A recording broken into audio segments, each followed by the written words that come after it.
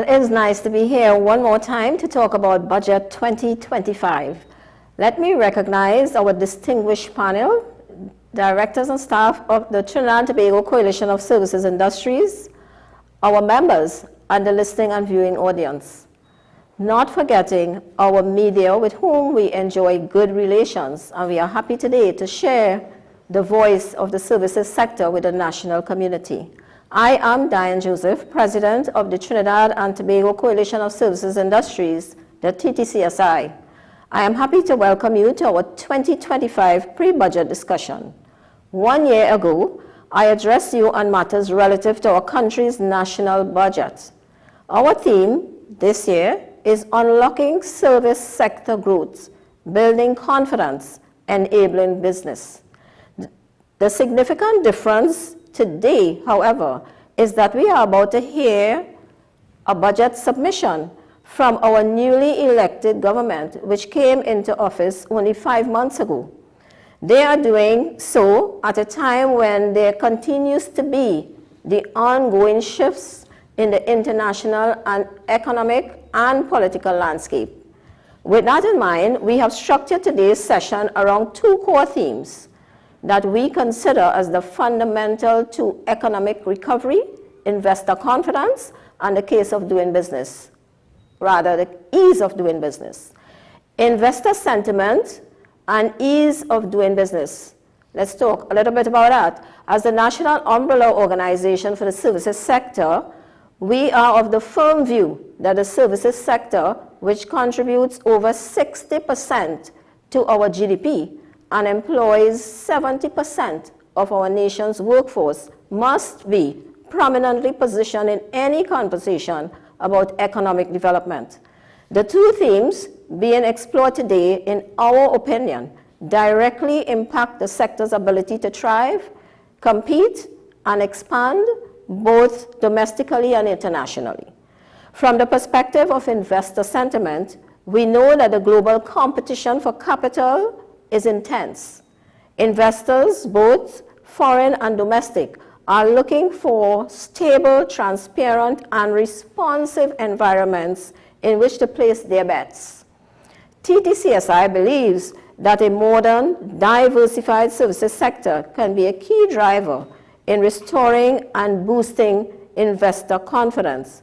However, this requires policy coherence, regulatory efficiency, and above all, a long-term national vision for services. With that goal in mind, we continue our call for the establishment of a services task force that will advise government on sector-specific policies and help to bridge the communication gap between the public and private sectors. Investors need to know that Trinidad and Tobago remains serious about services and are ready to support scalable, export-oriented service enterprises. When it comes to the ease of doing business, the concerns are long-standing and well-documented. Sluggish approval processes, archaic legislation, and inadequate digital infrastructure remain at the forefront. These issues may be considered as barriers to productivity, growth, and investments. TTCSI is advocating for a national commitment to removing these barriers through digital transformation, regulatory reform, and capacity building, particularly for micro, small, and medium enterprises, those that form the backbone of our services ecosystem. We also continue to propose the development of centers of excellence for innovation, which would offer shared services and technical support to businesses seeking to modernize, export, and grow. Let's turn to agriculture and food security through agri-services. We duly recognize government's focus on revitalizing agriculture. However, agriculture is not likely to thrive in isolation. It needs the support of modern agri-services, ICT tools for supply chain management, value-added services such as packaging and export assistance, and agribusiness consulting. TTCSI proposes support for service-based medium and small and micro enterprises that provide these solutions for farmers. This approach links food security with job creation and rural development through services. Now to government efficiency and business facilitation. Investor confidence is eroded when bureaucracy stifles progress. Our members continue to share information about their experiences with delays in licensing, registration, trade compliance, and access to grants. TTCSI strongly urges the acceleration of digital government services, streamlined businesses and registration processes, and the institutionalization of consultation with industry bodies to policy-making process. Now to youth development for the services economy. We cannot speak of economic resilience without addressing the crisis of youth unemployment and underemployment. Many of our young people are not being trained in fields where demand is growing, such as ICT, animation, fintech, and consulting. We propose the rollout of national mentorship and internship programs, support for youth entrepreneurship, and industry-led certification pathways that better connect education with employability. Human capital and education reform. Closely linked to this is the issue of curriculum relevance. The education system appears to be somewhat slow and remains behind the needs of a dynamic services economy. We need urgent collaboration between government, academia, and the private sector to modernize technical and vocational education, training, and university curricula. Areas which may include coding, language services, digital marketing, legal outsourcing, and project management must be embedded in its formal training pipelines. To healthcare reform through services innovation. We commend government's effort to address the challenges in public healthcare, but we also see an opportunity to scale solutions through public-private partnerships in health services. We recommend supporting the growth of telehealth, standardizing and accrediting services for medical tourism, and offering tax credit to incentivize digital health investment by private providers. A stronger health services ecosystem reduces strain on public resources and improves care outcomes. Justice sector reform and crime reduction. It is unlikely that an investor will overlook the impact of crime. It directly affects SMEs, tourism, business process outsourcing, and the creative industries. Beyond policing, we advocate for community-based services like mediation, legal aid, and youth counseling. In the justice system itself, digitization efforts such as e-filing and case tracking must be prioritized. We also support the introduction of night courts to expedite the resolution of petty cases and reduce case backlogs. These backlogs must be addressed as a matter of priority. Digital transformation of the services sector. Finally, no conversation about the future of services is complete without digital readiness. Too many service sector SMEs lack access to tools, training, infrastructure that are necessary to compete. We are proposing subsidized cybersecurity training and targeted support for export-ready digital services, such as fintech and online consultancy. These efforts will not only improve local competitiveness, but also open up new export opportunities. Let me urge each participant here today to think boldly and practically. The recommendations we have put forward are not abstract. They are grounded in the real needs and opportunities of our economy.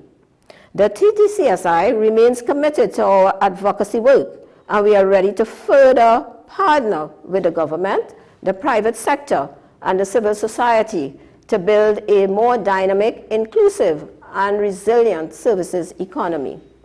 This is not the time for incremental change. It is a time to reimagine the role of services, not as a secondary player, but as a strategic driver of national development. In fact, we are ready to unlock service sector growth and not only build confidence, but enable businesses and business resilience, also strengthen their brand. We want to now get into our distinguished panel and have some conversation on what TTCSI is saying, hearing from our members, our leaders, and experts in the field. Today, I have a very dynamic panel, and they are going to take off from my remarks to you as president of the TTCSI.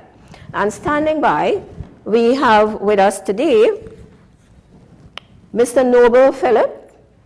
We have Mr. Troy Pasal, president of the Shipping Association of Trinidad and Tobago. We have Mr. Vivek Charan, president, Confederation of Regional Business Chambers. And of course, we have Dr. Ronald Ramkistoon, a stalwart in the business. We are going to introduce at this time Mr. Noble Philip, and he is dedicated to making his country a better place. He is a doctoral graduate of the Weatherhead School of Management at Case Western Reserve University, Ohio. He has worked for more than 40 years as a business executive throughout the Caribbean region. He is the founder and chairman of Market Facts and Opinions 2000 Limited, and he has served on the board of several non-governmental organizations.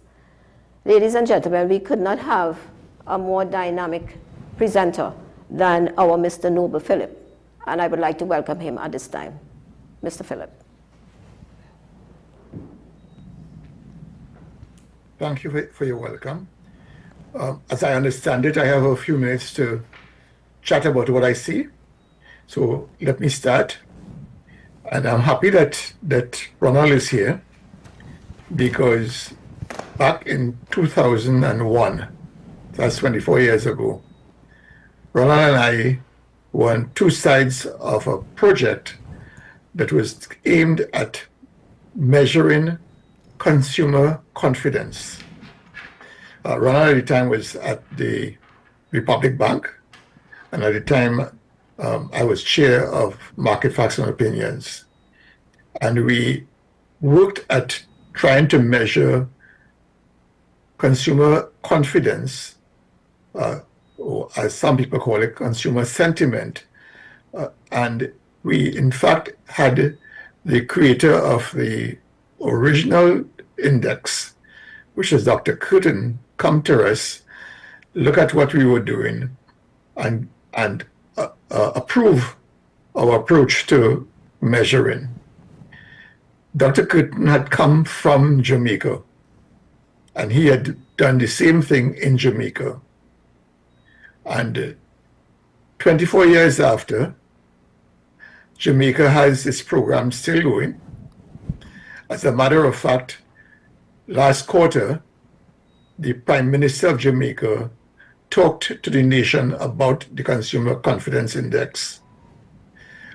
Whereas in Trinidad, Ronald will tell you that we went to the Chamber of Commerce, we went to the Central Bank to try and get support for this index, and we got none. So I tell people that I live in a data allergic country. We don't want data. And I don't know how you'll get past where we are if we don't have data. And I look at our situation where we are squabbling about foreign exchange as if we are writing the book all over again. And we have forgotten George Chambers, we have forgotten Ian Robinson, and we are now starting from scratch. So we have a problem in this country of one, not having data to guide our steps, and two, rehashing problems of the past so that we believe that we are going to get a solution by quarreling with each other when the solution is requiring us to sit calmly and to be able to strategize, to be able to figure out what we need to do. And I'm not here to suggest that the indices for business and consumer sentiment is a be-all and end-all of success. But I'm here to say to you that it guides you, because if businesses are feeling good about the future, which is what essentially an index is about, they will invest, they will innovate, they will hire people. And similarly, on the consumer side, if they feel good about themselves, they will also commit to spend, commit to buy cars, paint their houses, whatever. So there's reason for us to figure out how we should manage our businesses, our economies, if we have data. I have the unpleasant experience of sitting for months with CSO task force.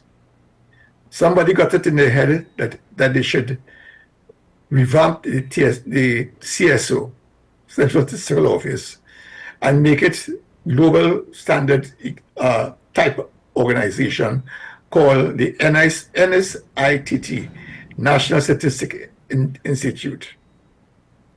I sat in that task force, and we couldn't get customs, and we couldn't get inland revenue to understand that together they must come to help us as a statistical body. And all three of us had the same oath of confidentiality to improve what was then a poor state of data. The curious thing about it is that Central Bank takes the data from CSO, and we load Central Bank's data, not even recognizing that it comes from CSO. And then we go and we leave CSO in what I call a hovel, a data shack. All right, it is not the kind of data site that we should have. And when I heard about the TTRA, the Revenue Authority, coming, I laughed, because it is the same hurdle that we were talking about in 2015, 2016. And that bill died in Parliament. So how did they expect to get customs? How did they expect to get BIR to figure out what needed to be done to work together so that we'll have reliable information about this economy?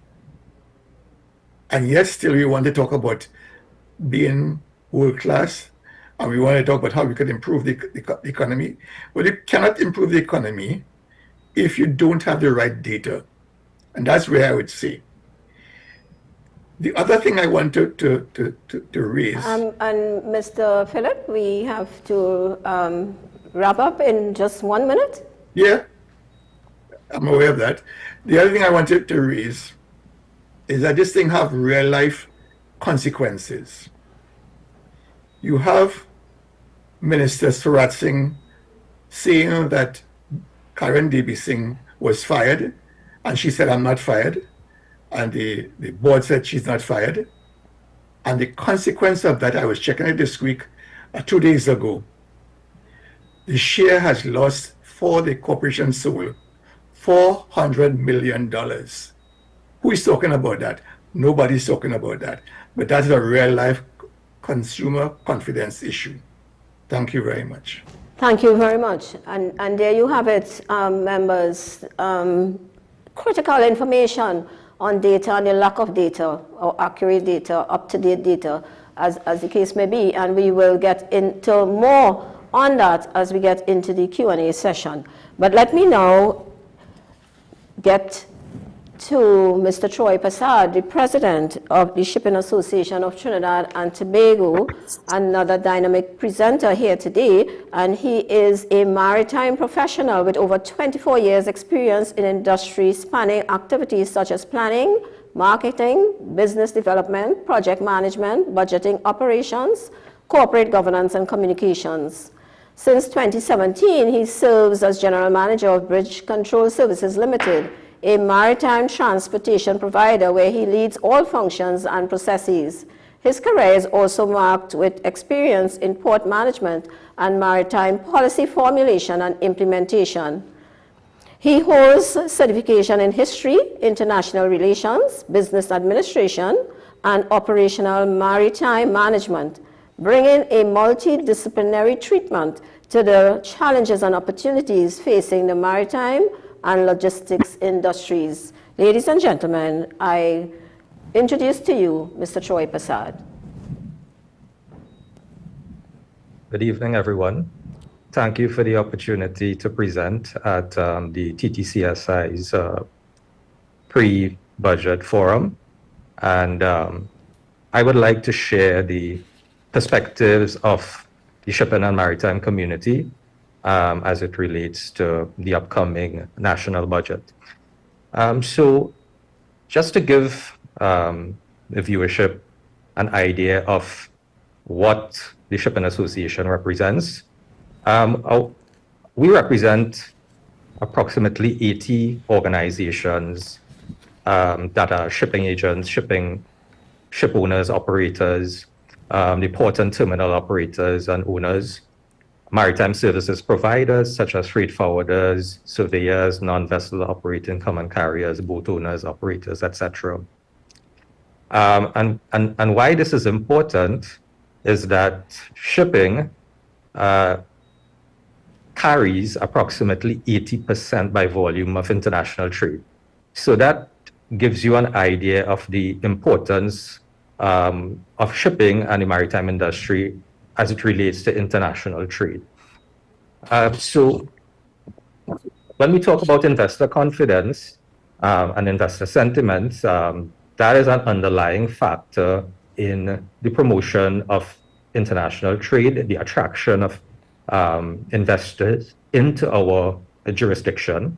And some of those driving factors that impact on investor sentiments are those criteria that, for example, starting a business, the sanctity of contracts, resolving insolvency, protection of minority investors, and among other things. But one of the focus areas that I would like to pinpoint is trading across borders is one of the criteria that impact on investor sentiment. And the shipping and the maritime industry plays an important role in supporting and facilitating trade across the borders. So with regards to investor sentiments, I would have demonstrated the importance of trade in supporting of the national economy and the importance of shipping and the national and maritime industry with regards to trade facilitation. In terms of the position of our members with regards to in the national budget to facilitate and improve the efficiency of the shipping industry and the maritime industry, one of those things is, for example, the ensuring the financial allocation for the Customs and Excise Division to have the necessary resources, technology, facilities, and personnel to provide services at an optimum level. So we would all be hearing on the media of the impact of customs in relation to trade facilitation. So that is one of the areas that we would like the national budget to focus in on, and the allocation of necessary resources to ensure that the Customs and Excise Division has what it requires to provide optimum level service. Of course, we also would like the necessary allocations in support of the Port Community System project, which falls under the Ministry of Trade and Tourism and Investment. So this is a very important digital intervention that will support trade facilitation, where the Port Community System acts as a link between, well, among the TT-Biz link, as well as the port terminal operating systems at both of the major ports in Trinidad and Tobago, as well as the ASICUDA system with the that falls under the purview of customs. So that is quite an important nexus to bring everything together to ensure that we improve upon the communication and the sharing of information amongst these important entities that play an important role in trade facilitation.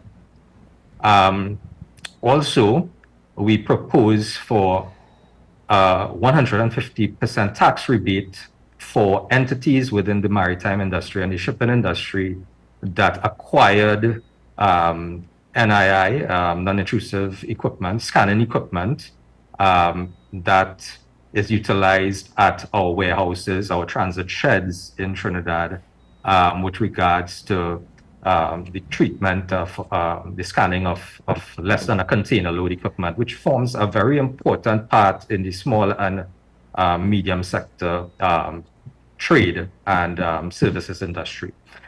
So several of our members would have procured this very high capital expenditure equipment, which supports national good of promotion of national security in trade facilitation. And we would have submitted a proposal to the necessary parties for a 150% tax rebate that will promote other members and other entities that provide the service to acquire this equipment. Also, with regards to the decision makers, Mr. Prasad, we want to tie up in Mr. Prasad. We want to wrap up in just 1 minute. Sure, yes. So the investment in port infrastructure, equipment, processes, technology, it's very important to promote port productivity and efficiency at the two major ports in Trinidad and Tobago. So we would like the necessary investments be made into those ports to ensure the high degree of and the optimal degree of productivity. We note the government's mention of investment in the yachting industry and the maritime service, creation of a maritime service hub. And we applaud that pronouncement, and we look forward to more information on that development. And finally, of course, we also would like to promote the Forex allocation to shipping and maritime organizations which require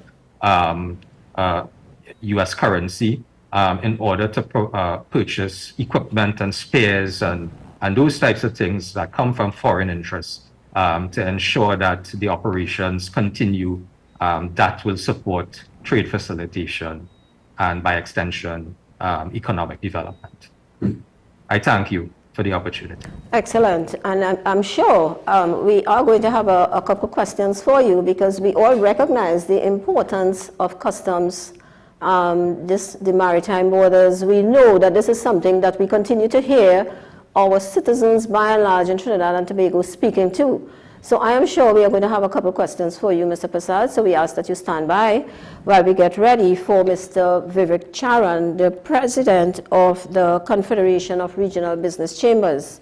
He holds an honors university, Kent Law at Kent Law University and history, MBA Arthur Lockjack, chairman Charan's Bookstores, past president San Juan Business Association for 10 years, board member of SDMS as manager of 2 primary schools, past director of the Trinidad and Tobago NGL Limited, currently, as I said earlier, the chairman of the Confederation of Regional Business Chambers, doing some yeoman service there with the chambers in his sector. Let us bring now Mr. Vivek Charan for his presentation.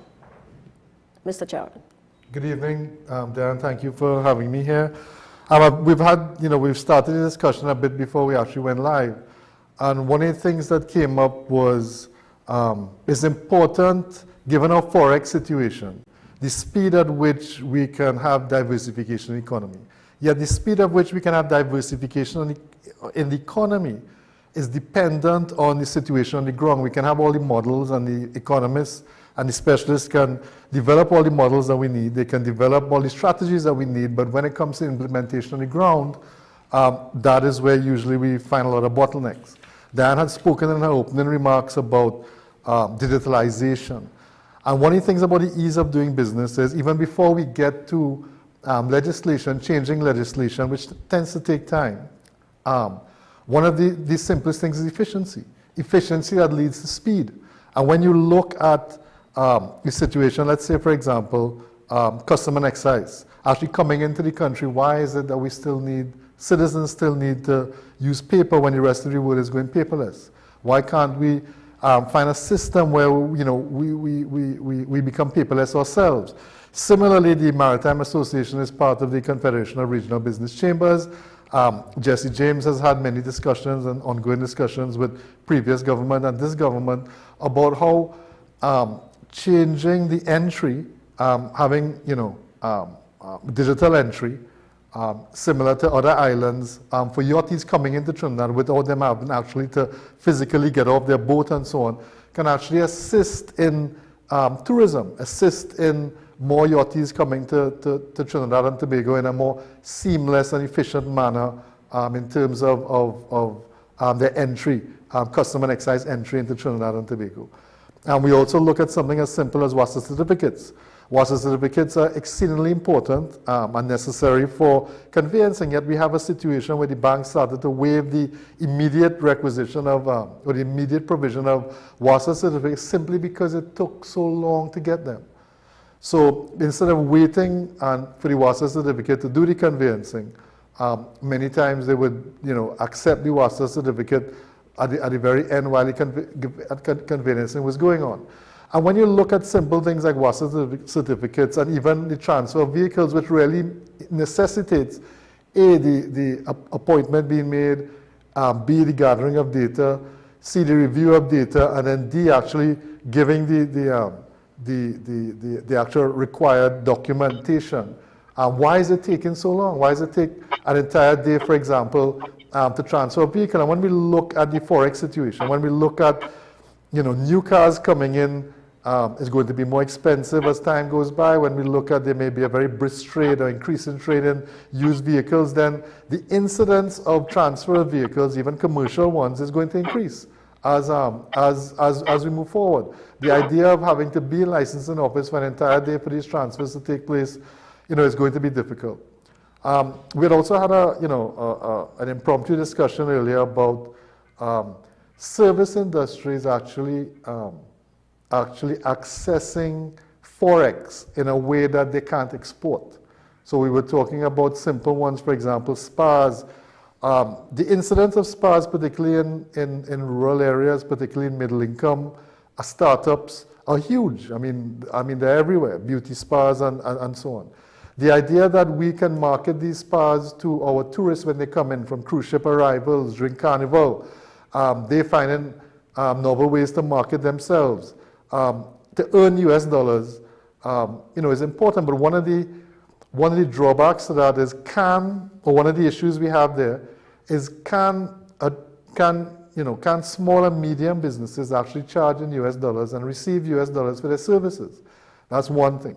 The second thing is, many times we have small and medium businesses or more small and medium service providers being able to actually do the service in a very efficient way, in a world-class way, but one of the issues is how do they actually find themselves or maneuver into that space, that tourism space where they actually have access to the tourists. And for that, they need help.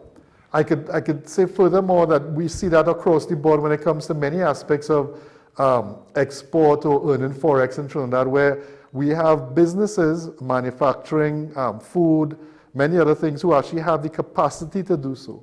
But when it comes to actually marketing themselves or gaining access to foreign markets and gaining access to actually live tourist markets in Trinidad and Tobago, to get their product from actually creating the product to actually selling the product, they need assistance. And Dan had brought up that TTCSI at one time had a lot of, they had people helping. They had a board at which used to help these small businesses and advise them. But due to lack of funding, it's not always easy. And what I would like to propose is that the government already has a lot of specialist help. They have specialist help or specialist services at the Ministry of Trade, at the Ministry of Planning, at the Ministry of Finance. They actually have things like Export TT and Invest TT, all these bodies that were there before. The idea of utilizing existing resources in order to form a board or to form a board or network of people, an organization under the government that can actually assist businesses as they try to diversify into earning forex and accessing things like the tourist markets and other foreign markets for services is important. And finally, one of the last things I just want to wrap up is by saying one of the things that's often left out that I was talking to Dan about earlier was academic services. We have academic capital here that is very resilient, very strong. We have a wealth of that. And when we look at the fact that given our prior experience in energy, when we look at our prior experiences in things like tourism, the fact that we have a long-standing university here, many people with doctorates and so on, that have already reached out into the diaspora, into Guyana, into up the Caribbean, and are doing work and are consulting with some international bodies, World Bank and so on, for forex dollars. There's the idea that the University of the West Indies, that Arthur Lockjack, that other educational bodies can also use graduates, can use PhD graduates and so on, to form a think tank, which could also be an idea for consultancy within the diaspora, consultancy to governments and consultancy to other international bodies and so on. And on that note, I think I've used up my time. So.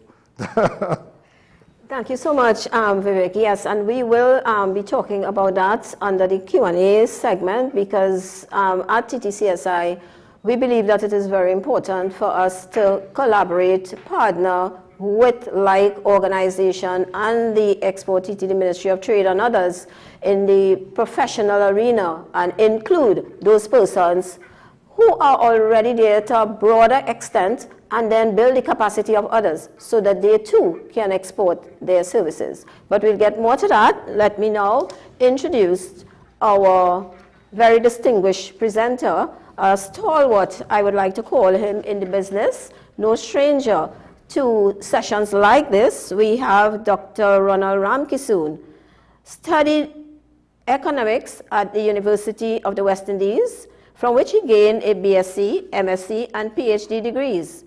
Before joining Republic Bank in 1992 as a senior economist, he was employed by the Central Bank of Trinidad and Tobago for 12 years as an economist. Ronald has written and published on several subjects, mainly in monetary and trade matters, and is a frequent commentator on economic issues. He has served on several boards, including this country's Economic Development Advisory Board, and until recently, the Fair Trade Commission. I present to you Dr. Ramkissoon. Thank you very much, Ms. Joseph, President of the TTCSI.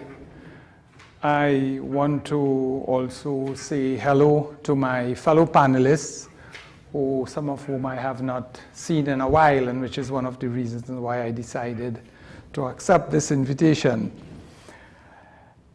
We have heard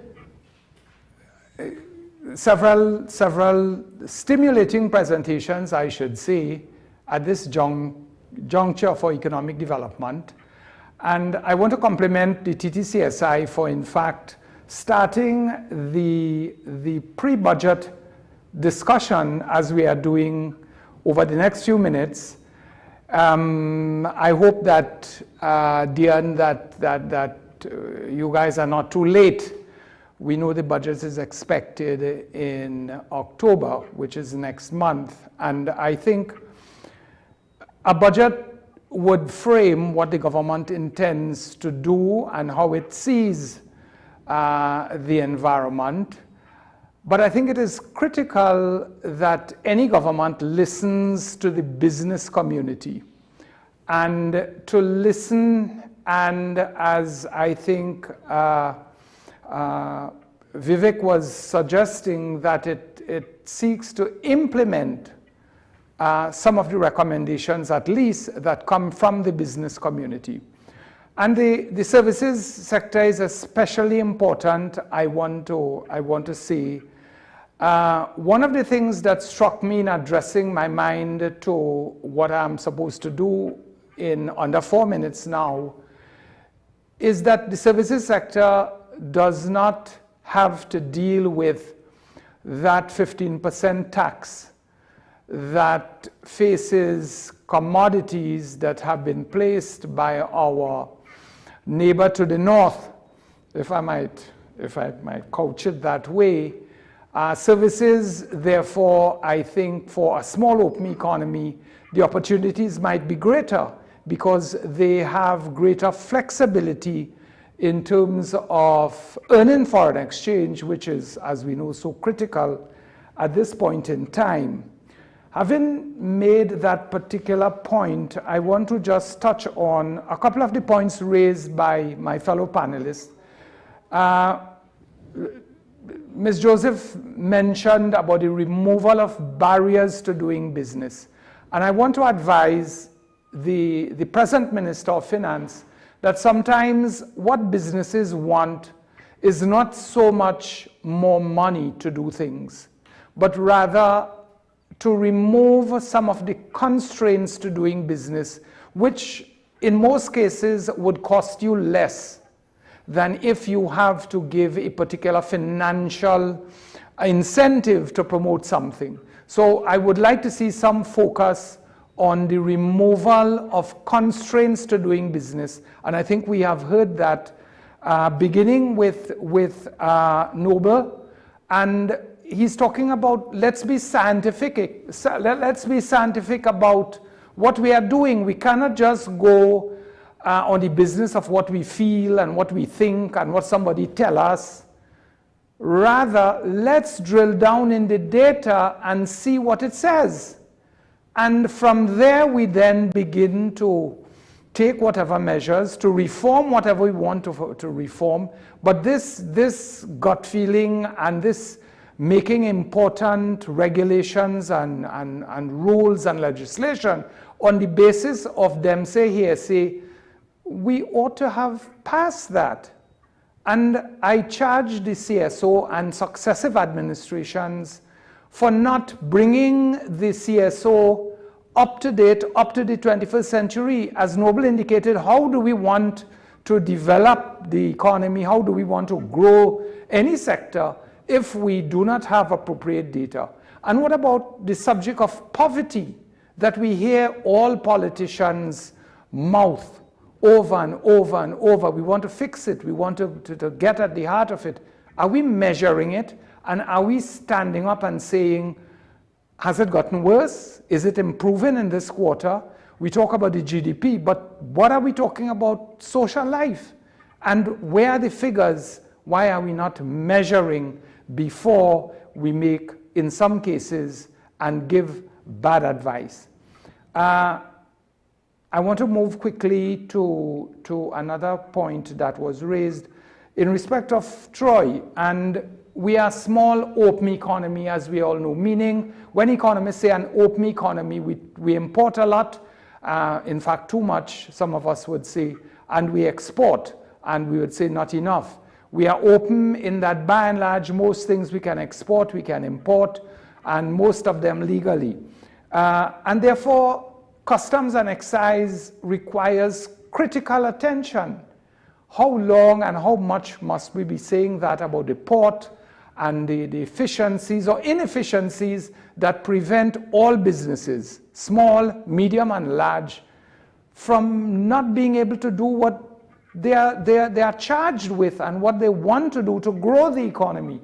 The TTCSI is speaking about unlocking services growth.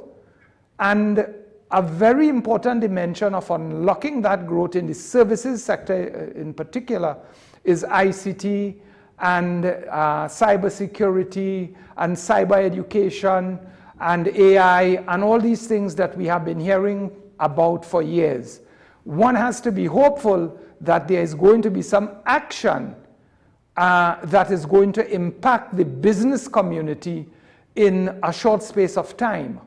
The business community has been agitating for too long, bring Trinidad and Tobago's business environment up to scale so that all businesses of all sizes can do much better.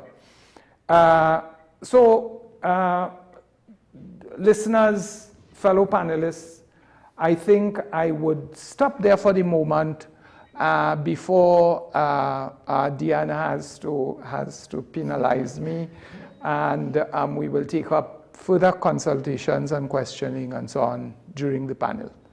Thank you. Thank you so much, Dr. Ramkisoon. And there you have it, a very dynamic panel bringing various perspectives to pre-budget discussion 2025, coming to you courtesy the Trinidad and Tobago Coalition of Services Industries.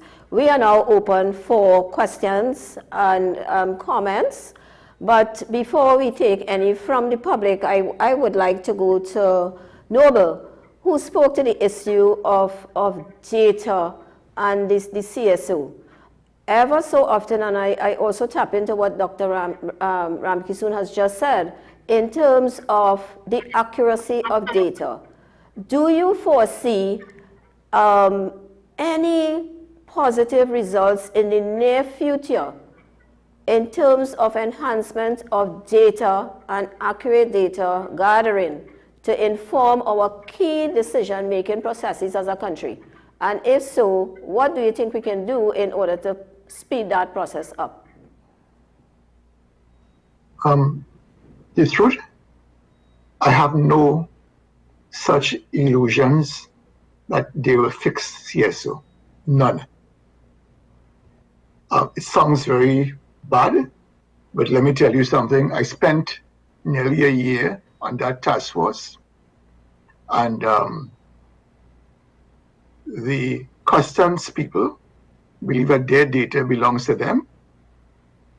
The Inland Revenue people believe that their data belongs to them.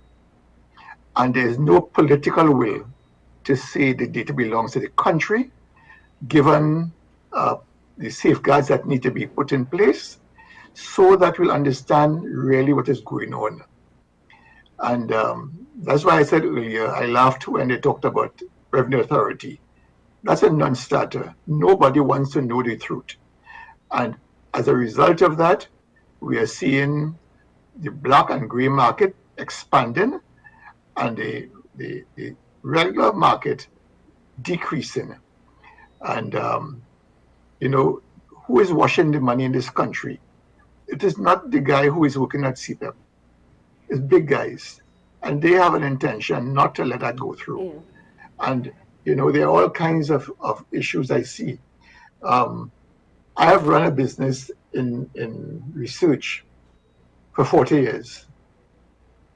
And I've never had more people use that business who are local than people who are foreign. Go think about that implication. Nice. Thank you so much for that, Noble. And if we have any other questions, I would take them at this time. If not, Vivek spoke to the issue of the support for the services sector and those academics, and continuing to take their product outside of Trinidad and Tobago. Some of them are already doing it. But do you think that this is going to be an forex earner for Trinidad and Tobago or for individuals personally, or both? I think for both. I think for individuals, I think it is happening as we speak.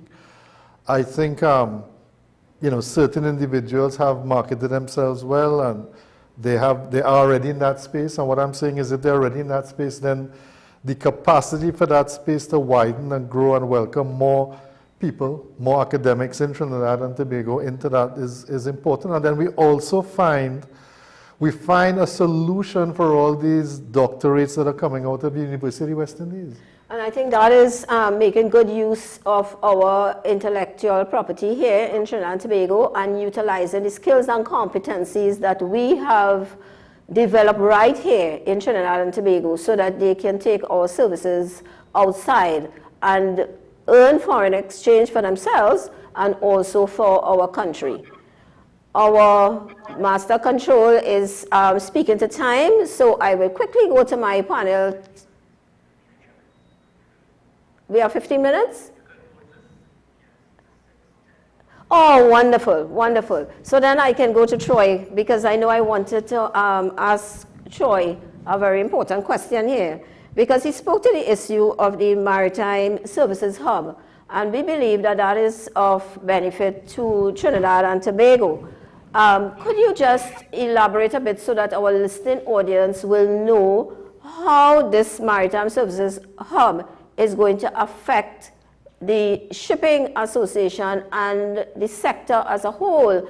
And also, as you spoke to the issue of the resources, do you think that the delay in providing the Shipping Association and your members with the requirements is making the process a hindrance to work in the manner in which it should be working? And what do you think that we should do as a country to elevate that, to move it at a faster speed and make the process very easier for all of us who have to use customs? Thank you, Diane, for the questions. Yes. So I'll start at the top with regards to the Maritime Hub. So I made mention of that in particular as it is one of the government's plans with regards to the economic diversification initiatives. So I was pretty happy to hear about the focus on the yachting sector and that maritime hub development. I believe what they were referring to was with regards to the development of a boat building sort of hub focusing down in the Chaguaramas area. So one of the major focuses of Trinidad and Tobago would be the diversification of our economy away from focusing on new revenue generating sources aside from the oil and gas sector. So when I saw that, I was pretty happy that there would be some focus on that. I myself would like to know, the detailed plans and the focus and timelines, etc. But yes, we will continue to engage with the government and the ministries to learn more about that. So that's the main point I wanted to make there was that we're very happy of mention of that focus. Right, that's excellent. But I know I would invite my panelists to interact at this time. And I know Vivek had a point for you, Troy, and then we will invite Dr. Ramki soon. So Troy, two questions. One is, what is the current role that local shipping has with regard to exports? Have you already been seeing exports ramping up over the years? And given how volatile shipping prices are and so on, how do you all assist in trying to keep prices, let's say, reasonable or competitive when it comes to foreigners trying to import goods from Trinidad and Tobago? Right. So, well, prices with regards to freight rates, etc., that's just driven by market demand. These are commercial entities that provide the service. The focus of the Shipping Association would be to ensure that there is a seamless movement and a seamless interaction between the border agencies. So for example, the customs as it relates to the movement of goods, etc. So in terms of our advocacy on behalf of our members, we would want to promote that the border agencies have the necessary resources to ensure that they provide the clearance services that are required for the seamless and efficient movement of goods. So that goes to Diane's second question with regards to the customs and our focus on looking at working with the customs to ensure that the issues that are being faced by our members, consignees and the agents, etc., that we work with them to ensure that there's a degree of transparency and efficiency in the services that they provide. It's a long process, ongoing process that we have with the customs. However, last week I would have met with the recently appointed Comptroller of Customs, and I must say and commend the approach which he is taking with regards to stakeholder engagement, which is very important to ensure that the plights of the importers, exporters, and agents there's a forum that we can share from a strategic level, and even at the operational level, we can have that direct communication with the customs team to ensure that we promote a seamless and efficient movement of goods for Trinidad and Tobago. Thank you. Excellent. I think I want to go to Dr. Ramkisoon, and I want to focus, you are an economist, and you would have some knowledge of how our barriers or lack of digitization may affect economic activity in Trinidad and Tobago. Because if you are looking at barriers to trade and difficulty, as Vivek was speaking to, in terms of the yachties, and you have this entry that you still have to use paper and persons are going paperless, do you think that it is something that is debarring more tourists from coming to Trinidad and Tobago? And if so, do you see this being a problem for our economy? Well, I would like to make, thanks for the question, dear, and I'd like to make the general point that I think we are all aware now that we need a better business environment, and that perhaps the one major change that we can make in this environment, I almost want to suggest a sort of crash course in cyber education, cyber learning, in schools, adults, it is everything, and not even getting to AI, although, many of us are already doing it and using it.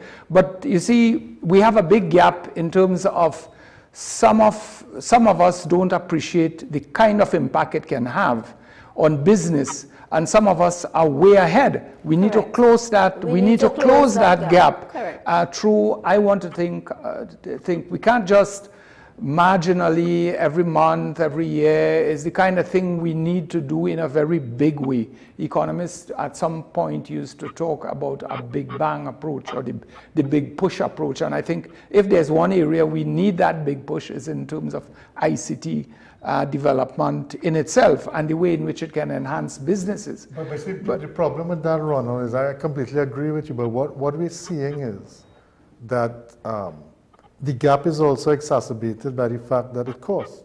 Yes. So it costs to have a computing device, it costs to have Wi-Fi, it costs to have all these things. And when we look at the inequality when it comes to income in the country, it's not always readily accessible. And I remember seeing that during the COVID time when schools were coming out and there was a problem with how many kids had smart devices. And then you realize it wasn't just the kids who didn't have access to smart devices. The teachers then often didn't have smart devices. Yes, yes. Mm-hmm. So that just gives us a snapshot of where we are when it comes to technology. So unless technology is in a physical form is readily available to our citizens at a cost at which they can afford, then we're not really going to see that jump to usability, or we're not going to see that jump to people being able to, like for example, you go to a place like India and China, and you find that there are cell phones there that aren't Apple or Samsung that are considerably cheaper than anything else in the market, but their cell phones are available only in those countries, right? Okay. And something as simple as that means that the normal guy on the street has a computing device that is far superior to what we would consider a Me Too down here, right? And at half the price of that too. Very valid point, Vivek. But I think we need to focus on, well, how do we deal with that? And we have seen some countries poorer than Trinidad and Tobago deal with it in certain ways. One way in which they have done that is that whether it's a computer, one phone, it is available in a community. In a community for a number of people to use. Of course, you have the infrastructure, whether it's a community center, a school, or whatever, where you can have a number of people gathering. Back in the day in Trinidad, we had the internet cafe, and then we kind of sold it there to the internet cafe. Yes. But maybe something that could help too, yes, right? so we need to look for solutions that are peculiar to us, that I'm sure, and there are people who are offering those things. But I want to touch on a couple points that were raised. One by Noble, I think it was, in respect of an announcement by a minister and the effect it has and it had on a particular bank. And the point I want to make is that we do have a new government in office. Correct. And from the business standpoint and the consumer standpoint, we want to make sure that when ministers speak, that they are very much aware that they can affect consumer confidence, going back to Noble's point, or business confidence. So you may have a particular minister advancing business and growth in business, but then you may have another minister who might be saying something that is making the business, I wonder if I should do that. Or the consumer, I'm not so sure. In the case of a bank, I think we need to be especially aware that we have what you call depositors. And therefore, we have to be very, very careful about the conversation that we keep and the effect that is likely to have on savers, investors, wherever they may be, in rural areas, in city areas, medium size, small.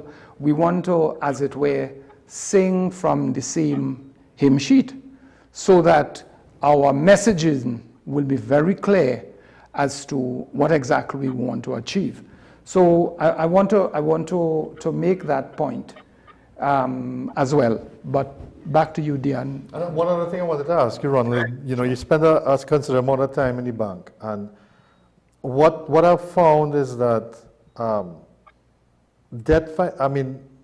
accessing capital at the bank or financing at the bank based on collateral, physical collateral, do you think that could hinder diversification? So for example, if the government says we're going to increase the tech parks and stuff like that out there. And so we're going to make it easier to access, let's say, land as a factor, cheaper price, so you can get into manufacturing. You go to the bank and you say, I need a loan for my machinery, all that. And they say, okay, well, what's the collateral? You can't give a lease of an e-tech park or something like that as collateral. And then for many people, the deal kind of falls through because they can't find a collateral equivalent for the business that they're trying to get into.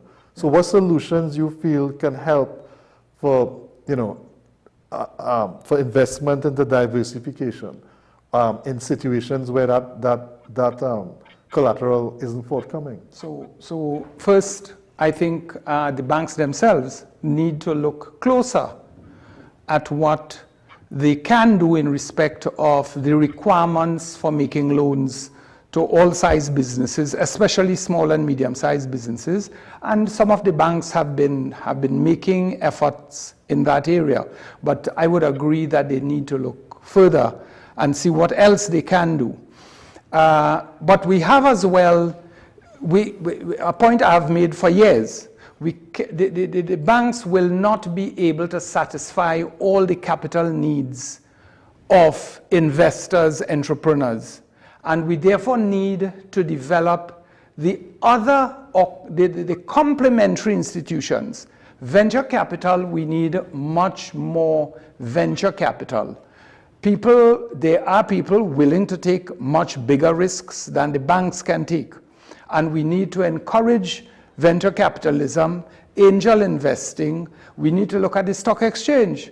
They are complementary. People need to go to the equity market. In other words, instead of borrowing from the bank, you may borrow, but at the same time, we see recently, I think there was 1 or 2 companies that were turning to the equity market, where it is another way to fund businesses. And then, of course, we have fintech and these new ways of doing things. So I think we need to move faster, and again, we're back to the technology that we need to take there, but we need to open our minds. We need to read more. We need to be aware of there are different ways of solving the challenges that we have in Trinidad and Tobago. Gentlemen, I think we are running out of time, and before we wrap up this session, we can just give each of our panelists 30 seconds to make your closing comments. Let me start with Noba. I think that I would recommend to all my fellow panelists that they look at the recent webinar held in Jamaica about the consumer confidence. You would see, for example, that they are pushing their port as a hub for commercial shipping in very interesting ways. I think we will see that we need to have a step before the computers in school to teach children how to read and write, because children are not reading and writing. And that is where we have a problem. And certainly I want to endorse what Ronald has said about venture capital and equity. Jamaica has an equity market for small businesses. We don't have it. So the fact is, we don't have to reinvent the wheel. We just have to do what other people are doing and apply it to ourselves. Okay, excellent. So we have 30 seconds again. We have Troy. Hi again, thank you. Yes, so we at the Shipping Association of Trinidad and Tobago will continue to work with our members and the wider stakeholder groupings to promote, advocate, consult, provide technical advice and share enough information to benefit our membership, our wider stakeholder group, as well as the national economy. So thank you. Okay, excellent. 30 seconds, Vivek. What I hope to see in the budget is how we can save US, how we can make, how we can make business more efficient in some of the ways we spoke about, and then finally, really, how do we encourage diversification in the most speedy manner that it can create the change that we need to see in our economy. Excellent. Doctor. All I would say is compliment the TTCSI on this pre-budget discussion, and I hope that somebody will take the messages of people in business, in the services sector in particular, back to the Minister of Finance, and that he will find somewhere in there to take some of your suggestions, especially from the Shipping Association in respect of yachting. We would get a renewed effort in developing the CSO, provide us with the data so that we can be scientific in our decision making. Yes, and that's the excellent way to go. And members, here we are wrapping up segment 1. We have coming up shortly session 2 on the ease of doing business. Excellent. And it is going to be moderated by our Director of TTCSI, Kimberly Chan. It is my pleasure to have been moderating and working with you for the last couple of minutes. And as President of the TTCSI, let me say that we are hopeful that some of these recommendations that are so critical to the services sector in Trinidad and Tobago is in fact taken on board by our government, those in authority, and that there will be or continue to be a listening ear or a closer listening ear to the services sector in Trinidad and Tobago. I am Diane Joseph, President of TTCSI, saying thank you for being with us as we get ready for segment 2.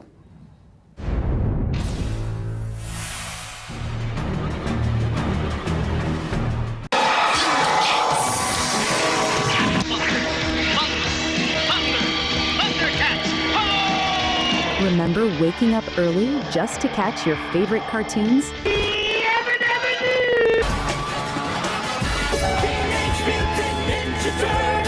WESN brings back those magical mornings with Retro Saturdays.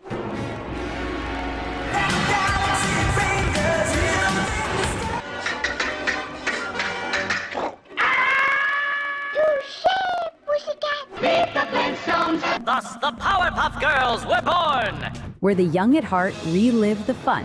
Join us every Saturday from 8 a.m. to 12 noon, only on WESN, the content capital.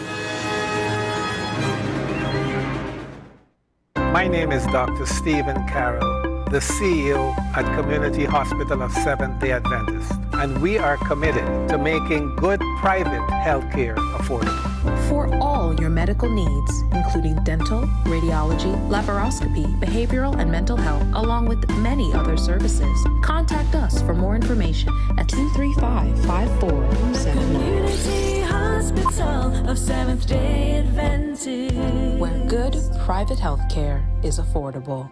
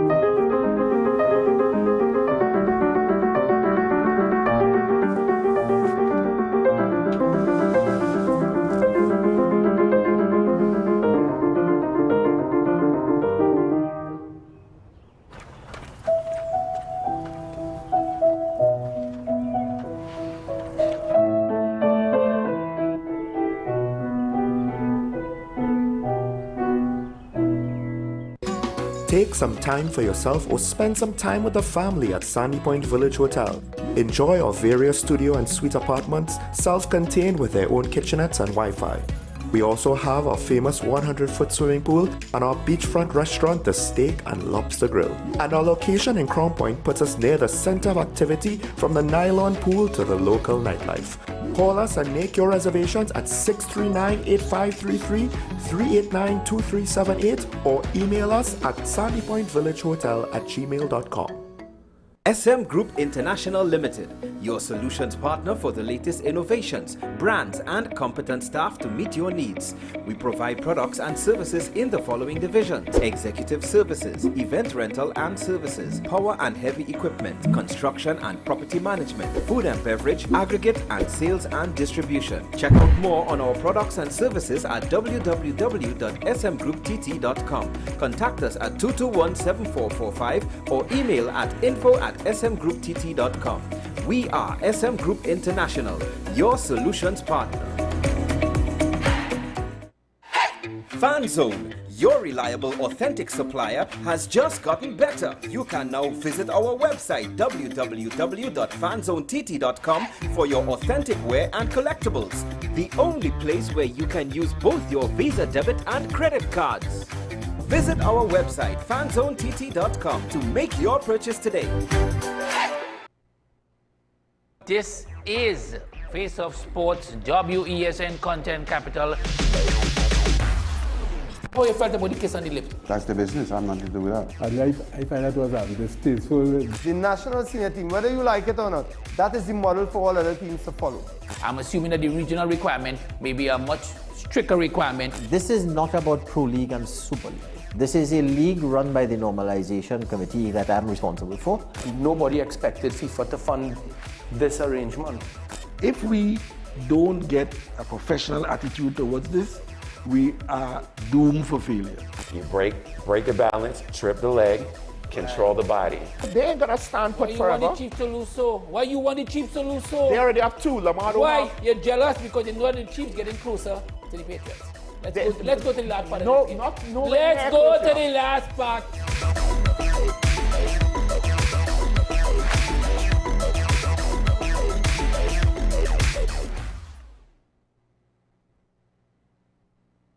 Every time someone steps into your elevator, they trust it will carry them safely.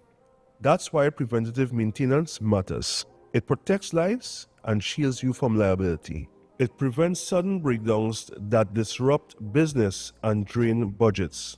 And it keeps you compliant, so you never have to second-guess safety. With Ardent Solutions, you're not just maintaining elevators, you're protecting people, preserving trust, and keeping your building moving forward. This is 10 Questions. I'm Andy Johnson. The distance from where we should be in the world in going forward on our commitments with climate change. The effects of climate change that cannot be accounted for. It's called loss and damage, and we're seeing loss and damage happening so much more in this decade and the previous decade. The principal term there was this question of the correspondent banking issues. That is why we're trying to build capacity with this country here, Trinidad and Tobago, and other countries in the region. Man is not showing any signs of stopping or even slowing down. More than half of the forest in Trinidad is already gone. All the plants and all the animals and all of the nice clean water and fresh air and everything had to be on this planet for humanity to have a chance. We have small change when it comes to countries that can take decisions, and when they speak, the world listens. The General Assembly is a very democratic forum. And Trinidad and Tobago has the same vote as Canada, in spite of the obvious difference in size.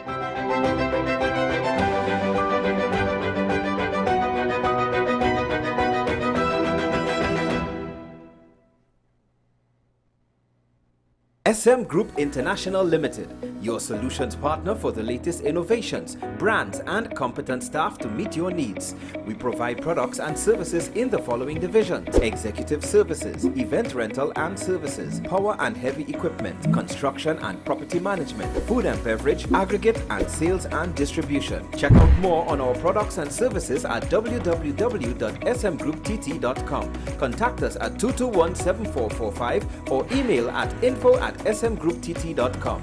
We are SM Group International, your solutions partner.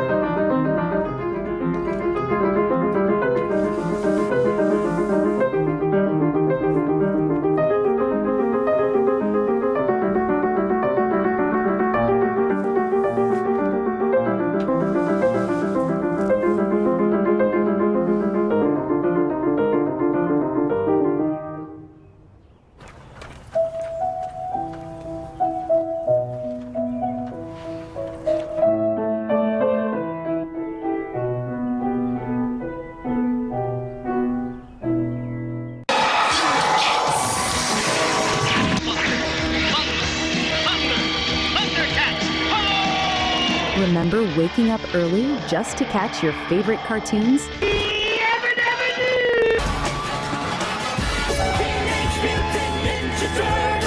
WESN brings back those magical mornings with Retro Saturdays.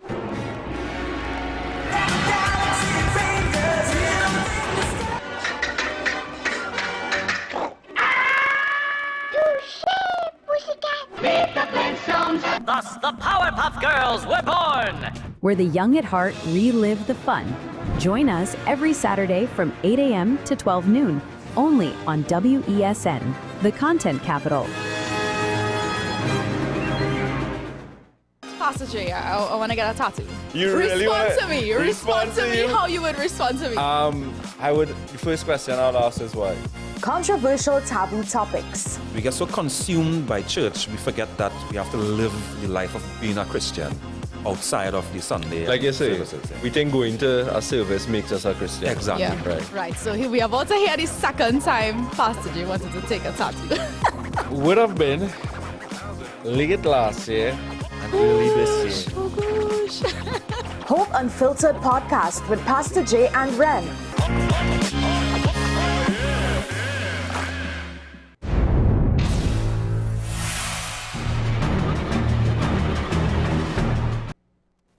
Hello everyone and welcome viewers to our panel discussion, Ease of Doing Business. My name is Kimberly Chan and I serve on the board of directors of TTCSI. I also represent two member organizations as vice president of the Human Resource Management Association of Trinidad and Tobago, and I also serve as the head of Human Resources and Business Partnerships at the Caribbean Rating Agency, CARICRIS. Joining me are our esteemed panelists, Mr. Garvin Jofield, economist, Republic Bank Limited, representing the Bankers Association of Trinidad and Tobago. He is joining us virtually. Second, Mr. Roald Rollox, Director of Business Development and Sales at Assuage Business Development Limited. And Mr. Rabindranath Jagannath, no stranger, Director of the Caribbean Institute of Management Consultants and past President of the Trinidad and Tobago Coalition of Services Industries. He's also served several other positions on our board. And we have Mr. Dr. Donald Ramkisoon, economist. So I now welcome Mr. Jofield to give his opening presentation. All right. Good evening, and thank you very much, Ms. Chan. I'd like to start by thanking the TTCSI for the opportunity to participate in this conference and to share my views on the ease of doing business. I think it might be useful to probably start with just a basic definition of what the ease of doing business is and what it represents. It is essentially an assessment of the regulatory environment as well as the necessary procedures, specifically as it relates to the processes associated with those procedures in a particular country. It is important to note that the ease of doing business or the business environment is required to support businesses at all stages of the life cycle. So for new businesses, the support is required to be appropriate. And the appropriate level of support is also required for businesses that are in the process of closing. So it does no country any good to focus on specific aspects of the business life cycle to provide adequate support at the expense of others. I think that's a very important consideration, as well as we should be minded that the business environment is influenced by quite a number of factors. We have the very popular ones that we hear a lot, such as government, bureaucracy, the availability of foreign exchange, access to capital, skilled labor, the efficiency of logistical arrangements such as those at the port and at customs, but there are many more. And all those factors come together to determine the extent to which the business environment in a particular country, in this case we speak into Trinidad and Tobago, whether the environment is welcoming to businesses or not. I think we should be mindful when we're speaking about diversification, for example, that is achieved on the basis of a healthy business environment. In that regard, the ease of doing business, rather, is critical to driving economic diversification. And it would be foolhardy for us to think that we could achieve economic diversification without paying attention to the ease of doing business. I like to think of investment as a living thing, in that investment goes where it feels welcome. So an environment that, for example, is probably slow to adapt to the changes that business require now, or one that, for example, is characterized by a high level of security concerns, may not attract the level of investment that is required, even if the opportunities are quite attractive. The weaknesses in the ease of doing business could dull the glow, the luster of business opportunities. And in that regard, we should always be mindful that as an economic jurisdiction, we are always in competition with the international market, that is other economies, regionally and globally, for capital. Thank you and so much. Regard, it is essential for us to, as far as we can, make the ease of doing business a priority and take it to optimal levels. I think I'll stop there in the interest of time, and I'll be happy to take this up further when we come to the discussion part.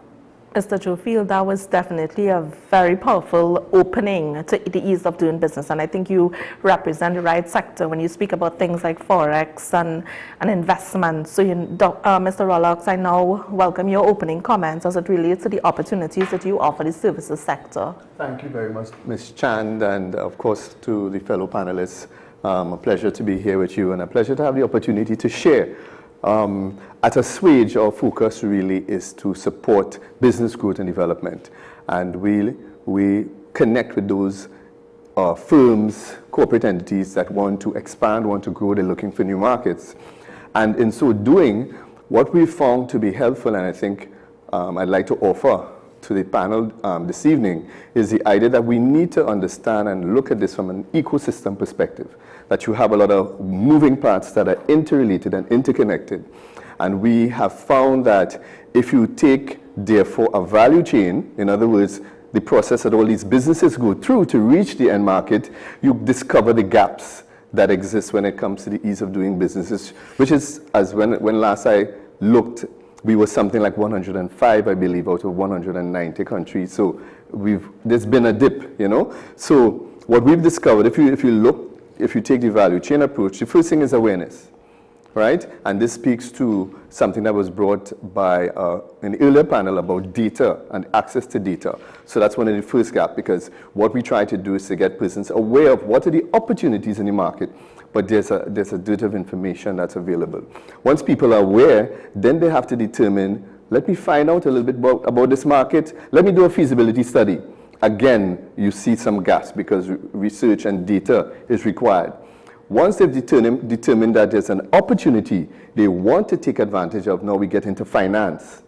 And certainly one of the main things we like to put forward in our experience is that we need, and I think Mr. Ramkisoon in your previous remarks mentioned the need for alternative financing, right? There's certainly a need for that. When you look at the ecosystem and the type of businesses that we have here, you need Mr. Ramkisoon mentioned the different types of equity, venture capital. I would dare say that we have to look at areas of development banking I really feel we have the commercial banks and they do what they can, but banks like ADB, Agriculture Development Bank, and Development Finance, and the only two development banks that we have. I think this is something that we need to explore some more, right? So as you move from finance, right, you then have to get into getting contracts, negotiating those contracts. Again, you see the gaps where technical assistance, which is another area with time we can get into, there's a lot of support that is needed for technical assistance, and there's some areas I'd like to explore in terms of how we could make this available to service entities. And lastly, once we've acquired business and we have to manage our business, then there's the issue of compliance. And this is where all the regulatory, we've heard all these stories about the bureaucracy, that exists, that affect, these entities and their ability to keep up with the statutory requirements. So that's what I would like to say in terms of where we see it from our perspective. I really like that, because you are speaking the language of ease of doing business, as this panel is titled, because you're speaking about data. Data now translates and really encourages a strong value chain, and with a strong value chain, value proposition, you now get better opportunities, particularly for the services sector. And I know that Mr. Jagannath is so eager to jump in, as we are to hear from him from the CMIC perspective, and holistically from a man who served the TTCSI representing services for so many years. I know that you are ready to talk about data, value chain, opportunities, and all the other things that you've been saying to us. Except that we don't have enough time for all of that. I'll just, in my brief comments here, I'll use the umbrella term to cover what I'm going to say. And it's that we thrive in chaos in this country, and it's unfortunate. But let me give you a story. My wife filled out her annual return earlier this year and omitted a couple items on the annual return. It was filled out online, and the wrote said she has to come and resolve all of this, but you cannot go online and actually make the amendments. You have to go down to the company's registry and actually carry in a hard copy document with the amendments. So I, being a director in her company, I went down, yes, and I was told that what I did was I downloaded what was filed before and I entered the information on it, and that can't work.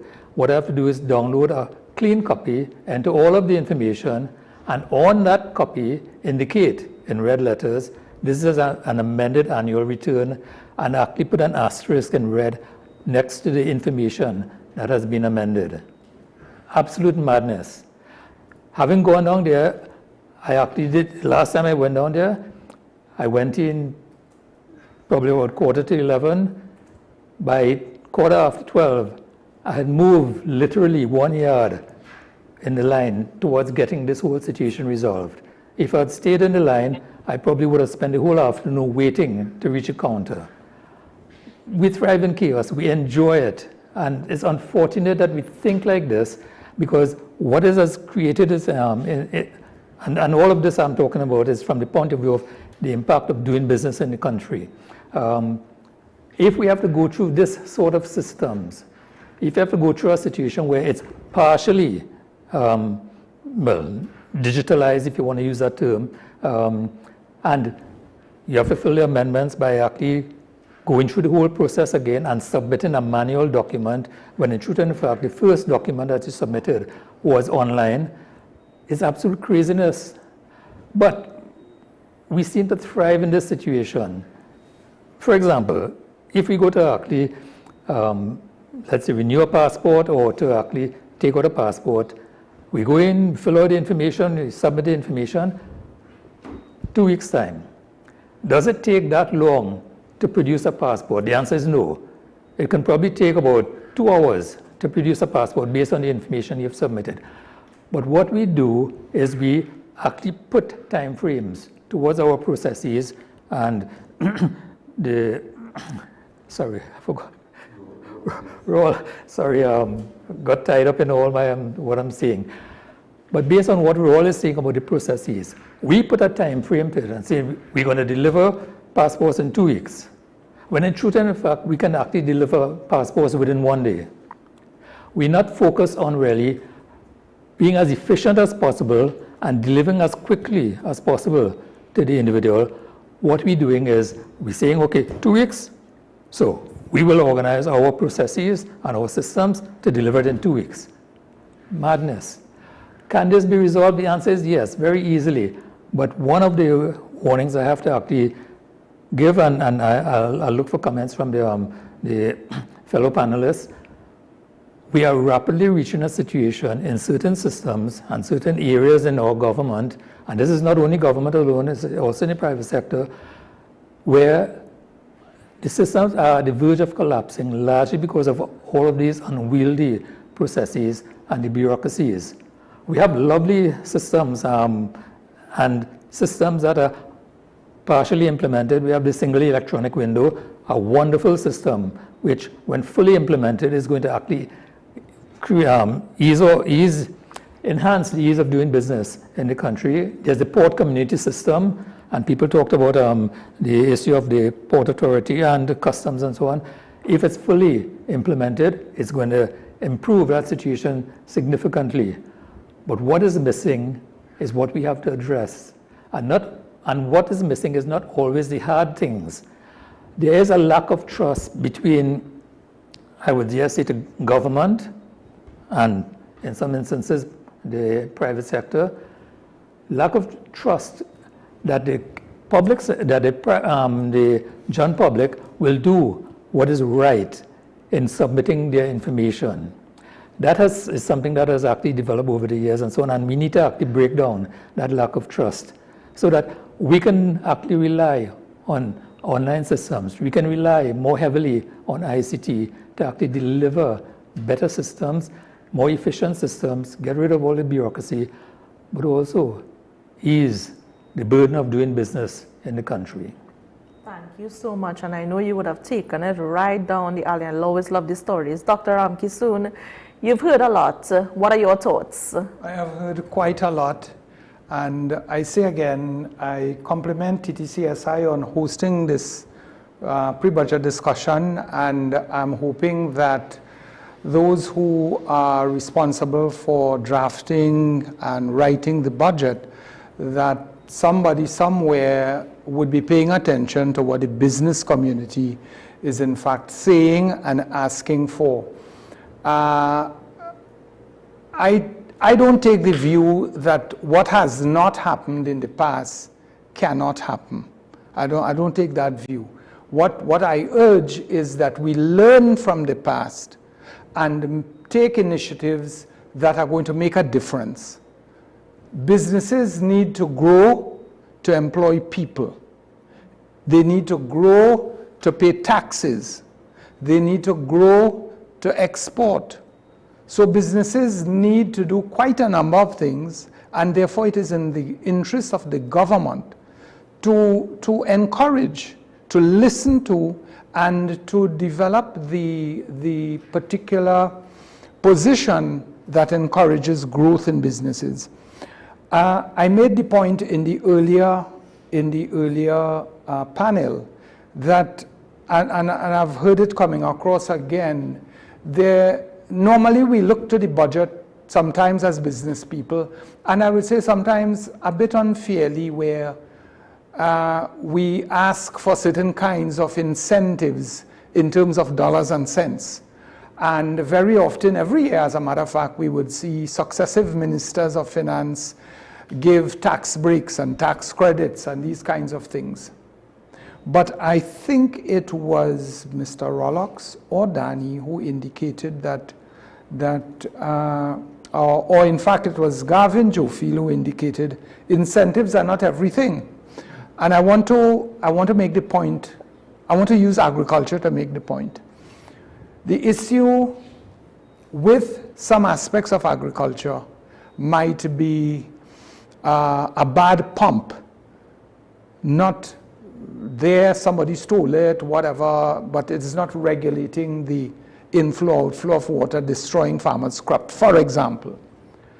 The help there that the farming community needs is not incentives to buy fertilizer as much as they may need that, or to buy machinery or to export necessarily. It might simply be go and get the pumps working properly. And you stop the flooding, and that immediately leads to an increase in income for the persons who are there, who chose to do farming. Danny got me a little bit frightened when he said we thrive in chaos. Danny, I don't know that. You know, my family will say, aha, I heard Danny say that. I say, no, you know. But I know what you mean, because we seem not to do very much about the chaos that exists all around us. But I remain hopeful, Danny, that we are going to do things in the budget and elsewhere that would take us out of the chaos, that would make some of these changes that you guys are mentioning, make them happen. So there are things we need to just make happen that are positive for businesses of all sizes. And I want to emphasize businesses of all sizes. We have a habit of encouraging SMEs and MSEs and so on. But once they get large, we have a problem with them. Now, that cannot be right. We cannot be on the one hand encouraging them to grow, and when they get large, no, stay away from those guys. I mean that's a very good point, and I like that you use the example of agriculture, because I know the last government, as much as this government as well, as discussed initiatives along agriculture, and we just hope that they're not just going to pump funding into it, but to do other things, like simple things, fix the flooding situation that's going to help the farmers. And it brings me to my next question, which I want to pose to Mr. Jofield. We talked about digital transformation, we talked about filing those annual returns online, but then fast track to the issues, you can't fix them online. So, Mr. Jofield, in your thoughts, what role can digital transformation and public-private collaboration play in simplifying processes for service-based businesses? Because you are in the banking sector, and we depend on certain systems. For example, where do our credit reports go? How soon is updated that the banking sector could use this digital tool to assess people's credit, and it's not updated as one simple example that is there to me personally. So just to repeat the question to you, what role can digital transformation and public-private sector collaboration play in simplifying processes for service-based businesses? That's a very, very good question. I think if we just think about it at a basic level, if we combine just digital transformation with public-private collaboration, we could create a digital, an IT ecosystem that could be very, very powerful. And I would say why before I move to answer your question. So, for example, we would have situations where the government could benefit from expertise and people with know-how that may not necessarily reside in government. Given the tight fiscal resources that we have, public-private partnerships could help government to realize advances in the digital space than they otherwise may not have as quickly as they would with the PPP model. And I think partnering with the private sector could also help to increase the level of transparency that would be residing in the systems that are being enhanced in the digital space. As it relates to how it would improve the processes to the services industry, I think, for example, if we think about automation, the concern that was raised with being able to file, for example, income taxes. But to correct the income taxes, you need to go into our office, but you could file it online. That is, to me, is a big, a broad level of dissonance that really should not be. So I think if we fully embrace automation, we should fully digitize processes, which includes the beginning of the process, which in this case would be filing taxes, and the end of the process, which would be paying tax returns, which should involve automated transfers instead of paper-based checks. So the automation process, I think, would remove, as long as we commit to it, I should say, would remove some of the routine tasks in the process, which would free our government staff to do more high-value stuff, which could benefit the services sector more. Additionally, I think a full commitment to automating processes would also improve the speed at which we get things done. And that will be a big boon, I think, for the services sector, because even though it's not that we haven't been doing things as it relates to digitizing the public service, the pace at which it is being done is an issue. And also, some of it, as was described by Mr. Jagannath, some of it still requires time that we could otherwise devote to doing business.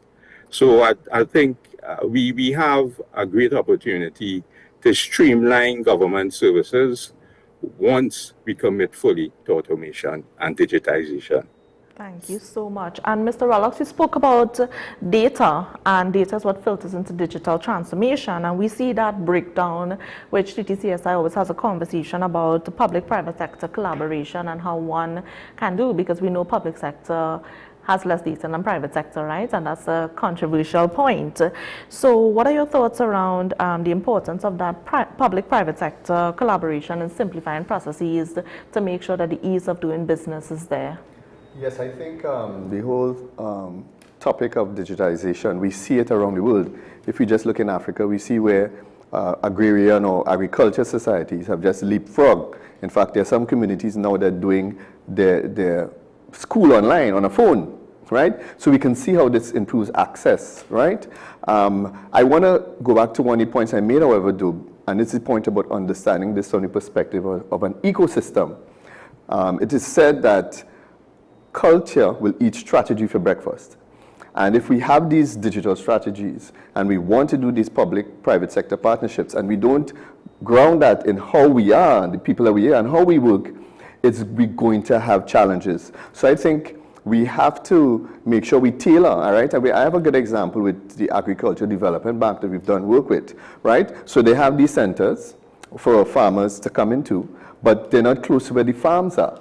So they discovered, of course, that we now have to have mobile banking, so we need to push the banking to where the farmers are. That's an example of what I mean by understanding the ecosystem. The last point I want to make on that, though, which goes to the first point I made about technical assistance, is that you can have a system, but people have to have the digital literacy. They need to be trained. You have a system and people still having problems accessing it because they don't have the requisite skills. One of the ideas I saw coming out of the Finland experience at a conference there is what they did in their ecosystem. They tied the university to business, and this can help services tremendously, so that students got credits for supporting and doing work. So all the work that we're talking about, marketing, legal advice, all these things were done by students. They got credit for their courses. So you could literally make these connections with UE and so facilitate the digital transformation by providing the technical assistance that we need. That's an excellent example because it talks about education and how we get the students integrated into the workplace, so when they come out, they're not just fresh and green. And, you know, it really brings me to a point that I want to hear. So, Mr. Jagannath, what are some of the most critical regulatory and infrastructural barriers that you think are currently impacting the ease of doing business in the services sector? Well, before I get to that, I have to address Ronald and some of his comments. Ronald has always, in our interaction over the years, been more hopeful. I have been the one who have been more, I suppose, critical of what exists and so on. But that's good. The two complement each other. It's not that I'm not hopeful. I'm absolutely hopeful that we will actually get there. My issue tends to be is, why do we have to organically, step by step, move forward when we could actually do some leapfrogging and move forward? And I'll use the example for the ICT field, having been an advocate and a lobbyist in this field for decades. In the early 2000s, Trinidad was at the forefront of the use of technology within the region. Right now, Trinidad is way down. We're probably third, fourth, fifth, somewhere down there. Because others have actually, well, probably learned from some of the things that we did, but they have leapfrogged. And they have actually committed themselves to actually use the technology effectively to improve the processes within the country. And I mentioned before, it's not only the public sector, it's also the private sector. Banks, for example, require a ton load of your personal information to be able to open accounts. Insurance companies require the same information. Other companies and government agencies require the same information. Electronic know your customer. Why doesn't somebody, and I would advocate for the banks to come together, to set up an entity that will capture the information about you as a customer and make it available to all of these entities. So you don't have to actually do the same thing over and over for different entities. It's easy to do once we make up our mind to do it. But to get back to your point, there are three probably issues. I mentioned trust. I don't think there's sufficient trust, the public servant with the general public. We got to trust that if we provide them with the facilities, that they will use it properly. And I agree with what has been said by the panelists and so on. We have to train people to actually use it effectively, but more so train them to figure out how to use it properly, because not all of it is going to be user-friendly. The other one is the will for digital transformation. I think the will for digital transformation in Trinidad is low when it should actually be high. I've seen in other Caribbean countries, Jamaica and Barbados are two good examples, where the will is strong for digital transformation, and they've actually leapfrogged us, and they've gone way ahead and implemented efficient systems using technology. And the third one is really strong, knowledgeable leadership. Without leadership, we'll have exactly what we have in this country. We have islands of automation, islands of data in the public sector, and they don't talk to each other. And they're all capturing a percentage of the same information, and they're not even sharing the information. That actually harks to what was said by the previous panel and so on. We have a ton load of data. We need to collect more. But that data is not structured in a holistic way that will allow general public to be able to access it, but more so will allow businessmen to be able to access that data, to analyze it, to actually create new business opportunities. Excellent. And Dr. Ramkisoon, what do you think are some of the most critical regulatory and infrastructural barriers, in addition to having a lot of data, but not putting that data and into use, into graphs and charts and usable data? Well, I mean, thanks for your question. I mean, there's so much can be said in respect of that. There's the data that is already there, and in some cases, I know I have spoken about what the CSO needs to do and much more data, but there's also the case of some data that is available that some businesses, especially SMEs, are not maximizing that data. They're not making use of what is available, and indeed not making use of some of the consultants that can help them do what they need to do. Maybe the consultants charging a little too much, Danny. But I want to say that, you know, I've just said that I hope that the ministry or Minister of Finance is looking at what business is saying and trying to incorporate some of that in his budget. But I want to say that there are some things that even business associations like TTCSI, you might be able to bring closer your membership with different skills that can complement each other. So you have some who are into business, but you might have some business consultants who can help them with some of the basic skills, presenting their information in a graphical form, as you mentioned, doing simple accounting that would, you know, helping them with their HR, for maybe a preferential kind of cost because they are members of the TTCSI, for example, or of the chamber. Maybe, you know, we have to think about ways of getting around many of these challenges that have faced us for decades and that we have come every budget time and talk about them. And that's a very good point, and that's a plug for TTCSI because we are always waiting to hear from our members on anything that we can support with, and we want to connect. Our secretary does an excellent job at connecting our members to each other to make sure that we can support them at a very good cost. And if you go to the management consultant, Mr. Rabindra Jagannath, I'm sure he's going to give you preferential rates as a TTCSI member. And Mr. Jofield, you are in that environment of banking, representing the Bankers Association of Trinidad and Tobago, an environment that is heavily regulated. What can you say is most critical in terms of a barrier that prevents the banks, as an example, from the ease of doing business?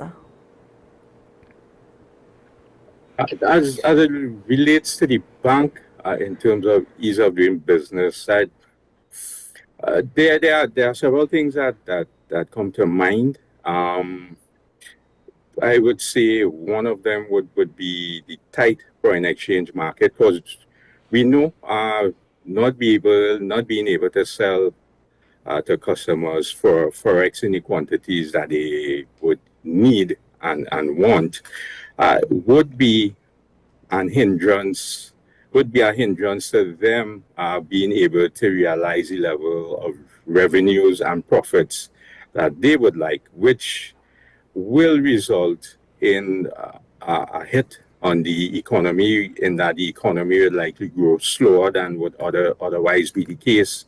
And of course, that would have a knock-on effect on all sectors, including the private sector. So that, to me, is one of the key barriers that we're facing now that inhibit the operations of the banking sector. And it is one that is well ventilated and repeatedly, I dare say. Yes, thank you so much. And I know that each of the panelists here are agreeing, because we all represent a different sector that is in dire need of Forex. So, Mr. Rollocks, are current government policies sufficiently agile to support emerging services industries like health tech, not just health tech and creative services? Because we've seen with a change in government, we're talking a lot about the creative sector. And as much as we're talking about it, and we trust that the budget will now capture some of that, do you think the policies are sufficiently agile? I believe that there's probably more that can be done, but I'll tell you this, Ms. Chan. We did a feasibility study in the creative sector quite recently. And one of the things we found is that even what exists, there was a very low level of awareness of what existed. Quite a number of the credits that existed for creative entities, they didn't know anything about them when we had quite a number of focus groups. So there's clearly something missing in terms of the communication of the data reaching to the persons that need it. Certainly, I'd like to see some more incentives that will allow more cost-effective approaches in the sector. For example, we were involved in an educational app through the Ministry of Education. and we attempted to use local creatives, right? But the cost was just too prohibitive, right? So certainly there's something that we need to do, and I know that UTT at one time was building incubators, so forth, to achieve this. Even Kariri had one. So I would like to certainly suggest that where incentives to make access to these services, certainly I think would help the creative sector quite a lot, right?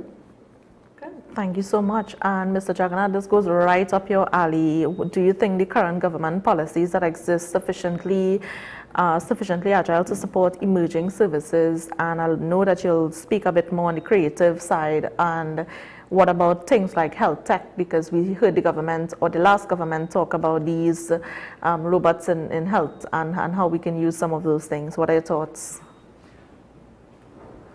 And I'll be mindful that whatever I see, my good friend here, Ronald, is going to take me apart. Let me use the example of the health sector. Do we have good resources within the health sector, meaning doctors and nurses and so on? The answer is yes. So if you analyze the situation to find out some of the root causes of the problem in the health sector, you will find that the administrative systems are extremely, I was going to say weak, but in some instances non-existent. So if you go into a health institution and so on, the administrative work that you have to do before you actually receive the service and so on is burdensome. Use of ICT will actually tremendously make that a much better service to actually avail yourself of. Simple things, health information system or health management system that will allow you to actually access, or allow doctors, regardless of where they're located, with their respective authority and so on, to access your file, to see your health history, to be able to actually continue providing service to you and so on. That isn't possible except with the manual movement of information. So again, we come back to the issue, effective use of information technology to actually improve the delivery of systems across the board. But with regards to the policies of government, the policies of government have to embrace this. But government also have to move speedily. You can't spend, I was going to say decades, you can't spend years trying to get legislation in place. It reflects that you're not committed to establishing the policy. And I'll use something that is the Beverages and Containers Bill, which has been in the making since probably 2010, but hasn't been proclaimed as yet, hasn't probably even been ventilated in Parliament. But that bill, if it's actually proclaimed, would create the path for people to actually get into recycling as a business in the country and make money out of it. If you have established a policy of voice that this is a policy that you're going to pursue and so on, don't take years to implement. Get on with it. And can it be done? The answer is yes. But I suppose I'll hark back to a comment and so on. This lack of trust. If we do this, people will abuse the system and so on. You've got to trust that people will act in good faith.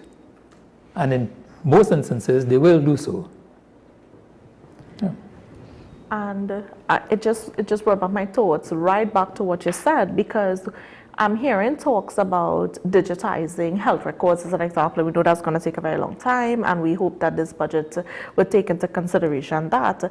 But again, it comes back to the public-private sector collaboration, because what if I do a service or my health records at my private doctor is not accessible by private sector? So it has to be that collaboration. And one that I often talk about when you refer to legislation and the length of time it takes for legislation is we see the emergence of AI, and we all trust that AI is going to do a lot for us and we're going to take us 50 years into the future. But we are yet to have data protection legislation that is up to date, and we are seeing our neighbors in Jamaica as an example properly advanced because my organization operates there, and you legislation is saying that you have to meet those requirements.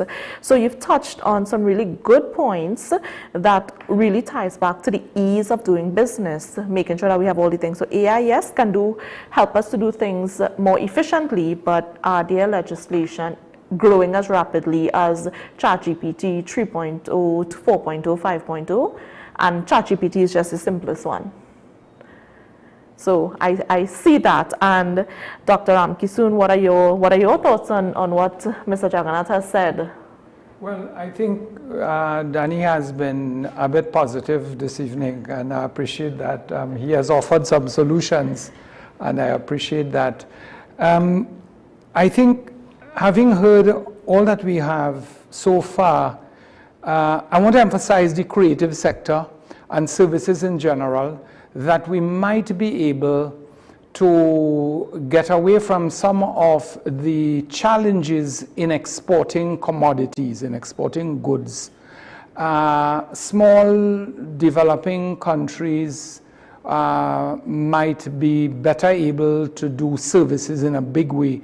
The creative sector stands out in several respects. We have heard about health tourism and entertainment tourism and heritage tourism, etc. And there are potential, there's a lot of potential in these sectors, and they might be able to earn the foreign exchange at a faster rate than we have to pay import duties, etc., and import cost and shipping cost and so on to bring in raw materials to manufacture something to then export. Services, I think if we look closer at it, we might be able to move faster in terms of helping the foreign exchange situation. And a final point I want to make is, in fact, the need, I think what most of us are saying really is the need for digitization leapfrogging. It cannot be where we simply complain, this didn't work, all this time we had, 10 years, 20 years, whatever, this is where we are, we can't get things done. Let's get a conversation going on leapfrogging the digital sector across all services. Government is critical in it because, as you keep pointing out, there are a number of, for the private sector to grow, for it to earn income, for the government to earn taxes, for it to bring down the deficit by earning revenue, then it has to provide the infrastructure, focus on what it can do best in that infrastructure to develop business, to grow businesses of all sizes, to get the revenue, to employ people, to earn foreign exchange. So I make a plea for digitization, leapfrogging in this current environment. Could I just give one example of that? One of the areas we've been pursuing is Africa. And currently we have signed an MOU with entity in Nigeria to support one of our local education entities to provide education services, and this is via online, right? So coming from Trinidad and Tobago, providing technical training to young men and women in Nigeria right here. So that's an example of what's possible and what can happen. You all must be the best panel ever, and I want to give you the opportunity because I've been able to learn so much and to dialogue with you, and I know the government of the Republic of Trinidad and Tobago would love to hear your recommendations on the budget. So Mr. Joe Field, I was going to ask you for one recommendation, but just because you all have been so excellent with time, give me two recommendations or items that your sector may be looking forward to coming out of the budget, and we will take notes at TTCSI. Okay, thanks. My two recommendations may surprise you. It may not be what you would have expected, but they relate to the agriculture sector. I think over the years, what we've seen is the sector has attracted quite a bit of attention in some regard, I should say, as it relates to incentives. Yet, the sector continues to grow minimally and as a percent of the overall GDP that the agricultural sector continues to trend down. I don't think it has exceeded 1.5% of the economy in any time over the last 15 years or so. So while I acknowledge that one budget would not be sufficient to look after the concerns, all the concerns of the agricultural sector, I think we need to focus on things that perhaps are more basic than the conversation has been over the years. So, for example, I don't think we could realistically talk about growing the sector without fixing basic infrastructural issues. And this would take some time. For example, when we talk about land tenure for agricultural participants, that is a major issue. Access roads continue to be a major issue, and we have a lot of gardens, farms located in flood-prone areas. The extent to which we could improve the infrastructure so that extreme weather phenomenon doesn't displace wide sections of the agricultural sector, I think would be down to our benefit. We had last year import food bill of $7.3 billion. I think time has passed for us to seek to make significant strides in the agricultural sector in terms of some import substitution and just reducing the amount of food imports we have. So the first thing I would want to hear is some aspect of looking after the infrastructure in the agricultural sector, enhancing the infrastructure, taking a proposal to take meaningful steps to enhance the infrastructure.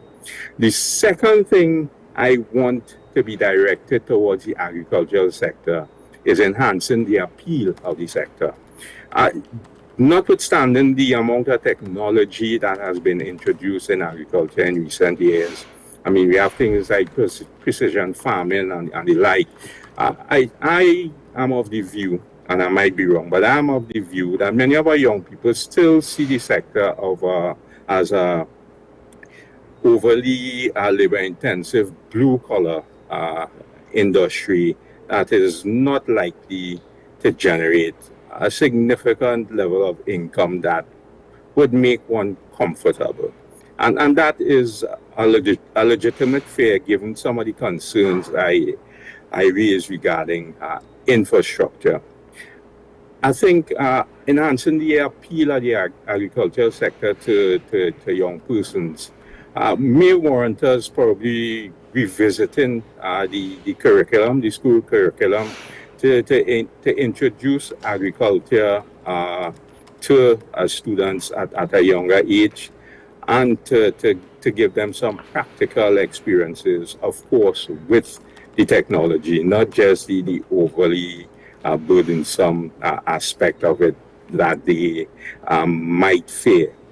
I think given where we are as it relates to the challenges with foreign exchange, given where we are as it relates to the challenges with non-communicable diseases, diabetes, cancers, and the like, I think looking after our health, looking after the health of the public purse, looking after the health of our foreign exchange requires us to take more significant steps in the agricultural sector.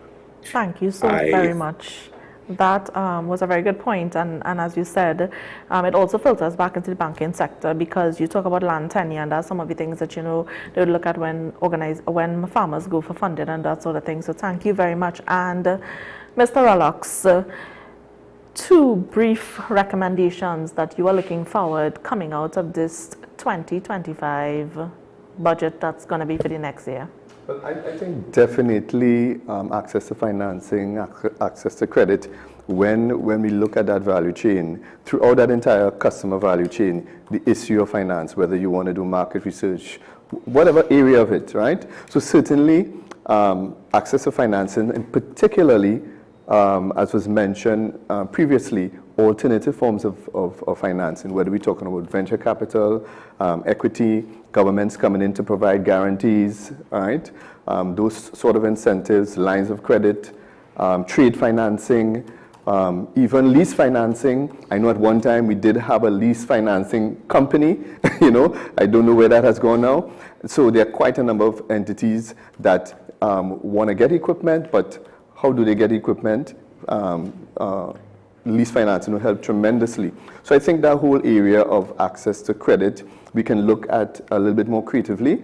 I see also a space for more development banking, whereas commercial banking, I know we have the Banking Association here, not trying to take away from them, but development banking, I think, is well suited to our ecosystem, right? So if you look at the work of the agriculture development or development finance, there's a lot more hand-holding that's needed in this type of approach. So I think more opportunities to support development banking initiatives, I think, would be, as well as microfinance facilities, I think would also help.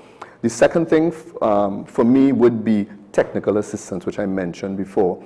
I think there's a way where we can create hubs or clusters of technical assistance, almost like a walk-in. You walk in and you can get, you know, in the value chain, I mentioned the fact that when we come to the areas of contracting and negotiation, we need legal support, for example. So if we had a facility where we can have technical assistance provided, and in fact, one of the things I'd really like to see the government go back to, one time we had the IBIS program, which was a national incubator program for small businesses. I think this is something we can certainly revisit on a national perspective. We have pieces of it, Kariri and some other areas, but we need an integrated, which is what it intended to achieve, system that provided that support throughout the country, right? Also, that point of connecting in the ecosystem, the UEs and the UTTs and all the schools to provide support as well by giving them credits, giving students credit so they can come along. I know of clients who got support from some classes at UE to do their market research, right? Because we know that can be inexpensive. So I think if there's a way we can tie in the educational sector to providing some of these services, that whole technical service area would be bolstered. So those would be the two areas I think that would be very valuable for this year's budget. Thank you so much. And Mr. Jagannath, understanding the current economic challenges and possibly another deficit budget, what are your recommendations? What are you expecting out of this budget? Well, this one is a soft issue, which is going to have a tremendous amount of benefit. To get people to change, you require strong, knowledgeable leadership. And I'm talking about, in particular, the ICT sector. Right now, within the public service, the islands of automation. And within those islands of automation, there are really technical resources rather than strong leadership resources that are controlling what happens.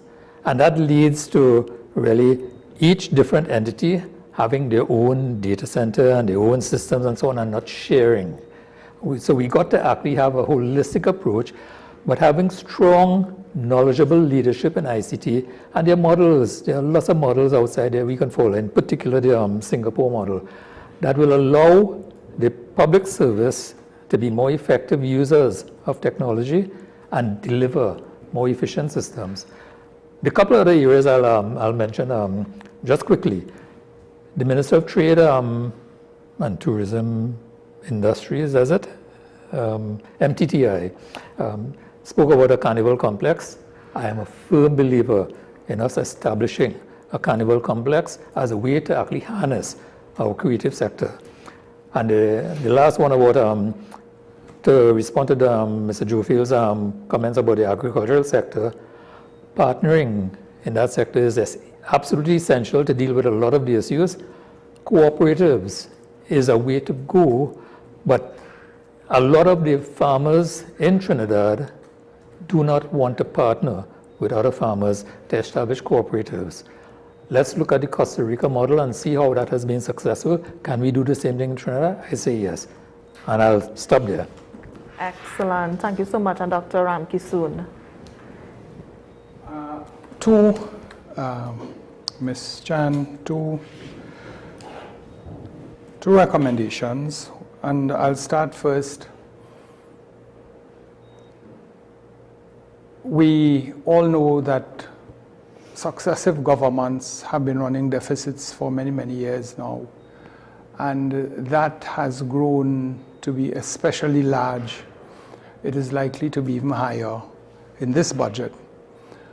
In focusing on the expenditure side, I want to suggest that the government has to be careful that when it cuts expenditure in certain areas, that it doesn't have a negative effect, so negative on those who can least afford the pressures in the society. To be careful then that the result of that cut in expenditure doesn't create more problems than it solved, if it solved anything. On the revenue side, the government kept its campaign promise and removed, the revenue authority. And what that would have meant would have been a loss in some billions of dollars in revenue. I want to urge that rather than tax those who are already being taxed, individuals and companies, that the idea is to get at, and the idea of the revenue authority, there might be another way to achieve the same thing, maybe. Ensure that those who have not been paying their fair amount of taxes, that they pay them, that is where they go to get the improvement and the increase in revenue that they would need to bring the budget to closer to balance. I know they will not be able to balance it. However, I think they need to consider carefully the two sides of the balance sheet, as it were. Thank you.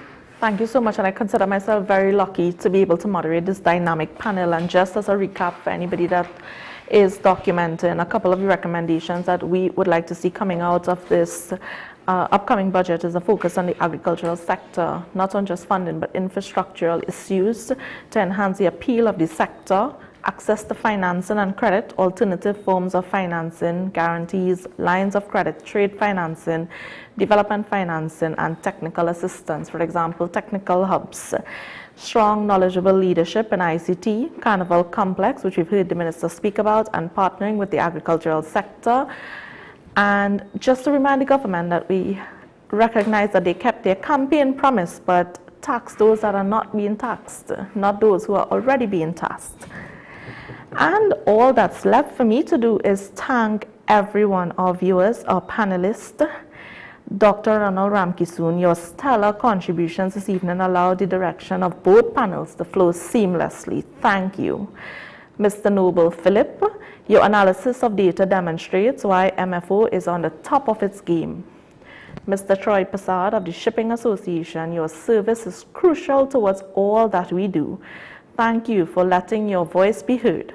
Mr. Vivek Charan, the champion for the Confederation of Regional Business Chambers, always a sober voice in the conversation of business.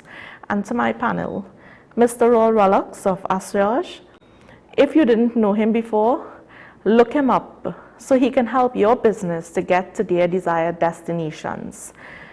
Mr. Rabindra Dani Jagannath of CICMC Management Consultants, you are the heart of all that we do, and we at TTCSI continue to build on the foundation that you and others have given of your service to the services sector and TTCSI. Thank you so much.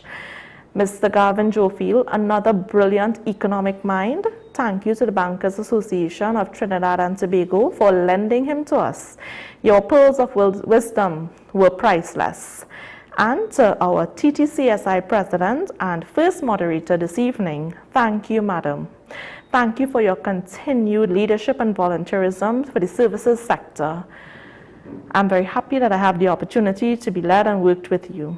We also thank our board of directors, our esteemed CEO Darren Leasing and his team, and last but not least, our members. To the viewing public, you are welcome to join TTCSI, the only voice for the services sector in Trinidad and Tobago.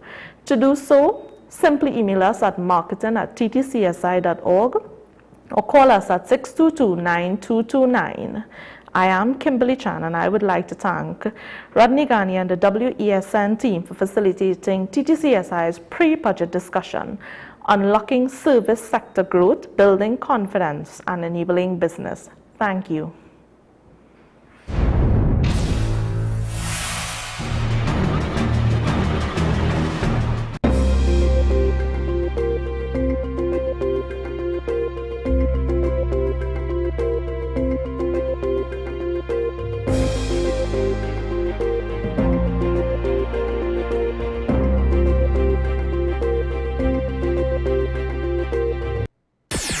WESN